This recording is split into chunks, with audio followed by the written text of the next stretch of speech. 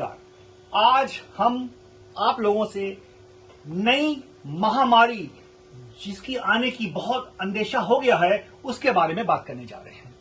यानी हम लोगों ने सब देख चुके हैं, कोविड एरा देख चुके हैं, उसके बाद बहुत सारे वायरस आए हैं, तो जो नई पैंडेमिक होने की उम्मीद है उसके बारे में, नई बीमारी के बारे में बात करने जा रहे हैं और इसके आने की बहुत उम्मीद है। तो हमारे यहाँ एक शास्त्रों में कहावत है कि आप जैसा कर्म करेंगे वैसा फल पाएंगे। तो ये जो बीमारी आ रही है इसी बेस पे आने जा रही है। और हमारे बुजुर्ग भी कहते थे कि लगाया पेड़ बबूल का तो आम का है होत।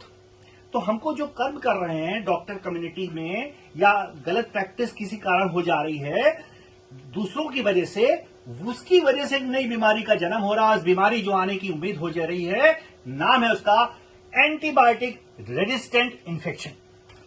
यानी कि जो आजकल हमारे देश में जरा सा बुखार आया, एंटीबायोटिक खा ली, गला खराब हुआ, एंटीबायोटिक खा ली, पेट खराब हुआ, दूसरी एंटीबायोटिक खा ली, खांसी आई, बलगम आया, तीसरी एंटीबायोटिक खा ली, ओवर द काउंटर दवाई मिल जा रही है।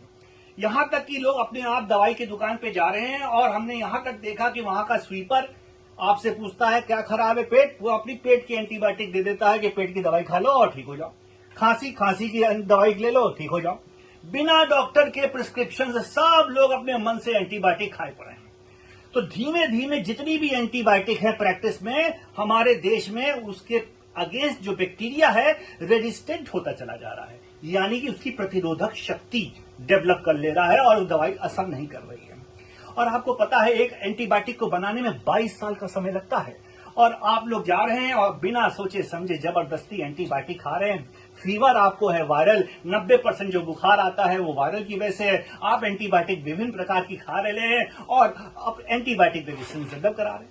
यानी भविष्य में जो इन्फेक्शन हमारे देश में खतरा है वो एंटीबायोटिक एसोसिएटेड इन्फेक्शन होगा। हम जरा सा खांसेंगे, अगर वो एमडीआर बैक्टीरिया हुआ, मल्टीपल ड्रग रेजिस्टेंट बैक्टीरिया हुआ, दूसरे को हो जाएगा, हम तो मरेंगे, दूसरा भी मर जाएगा।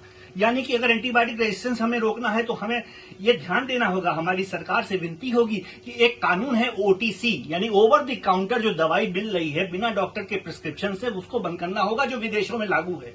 यानी कि हम जो एंटीबायोटिक खाएं वो डॉक्टर सही लिखेगा और तभी मिलेगी।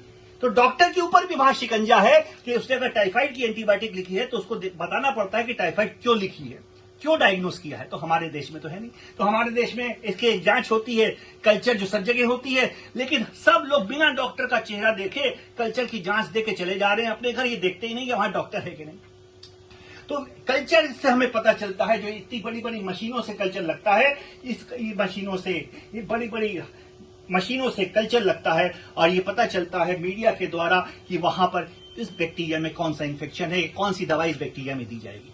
सारी रिपोर्टों में आजकल आप ध्यान दीजिएगा, दो ही बैक्टीरिया छप रहे हैं, नाम है स्टेफाइलोकोकस ऑरियस और इश्चेरिशिया कोलाई। जबकि 1000 प्रकार के संक्रमण होते हैं लेकिन दो ही छप रहे हैं, क्योंकि जांच हुई नहीं है, डॉक्टर है नहीं, आपने सैंपल दिया, आप चले गए। पहले डॉक्टर का चेहरा देखिए, डॉक्टर से बात करिए, फिर अपना सैंपल देखिए।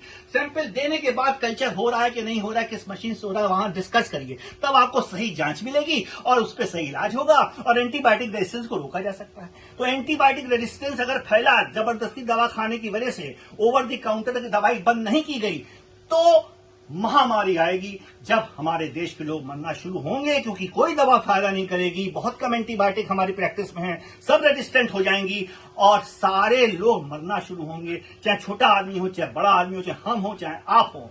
ठीक है, लेकिन ये विश्व में नहीं ऐसा होगा, केवल मेरे देश में होगा। इसलिए एंटीबायोटिक रेजिस्टेंस को रोकिए, ओटीसी कानून लाइए कि हर आदमी एंटीबायोटिक अपने मन से ना खाए, अपने डॉक्टर को दिखाए, स्पेशल जांच कराए, कल्चर सेंसिटिविटी, जो सही एंटीबायोटिक पता चले देनी है कि नहीं, जो डॉक्टर बताएगा, और डॉक्टर हो तभी जांच कराइए, मशीन देखिए, टेक्नोलॉजी देखिए और कल्चर की जांच तभी कराइए और एंटीबायोटिक को रेजिस्टेंस को फैलने से रोकिए। जय हिंद, नमस्कार।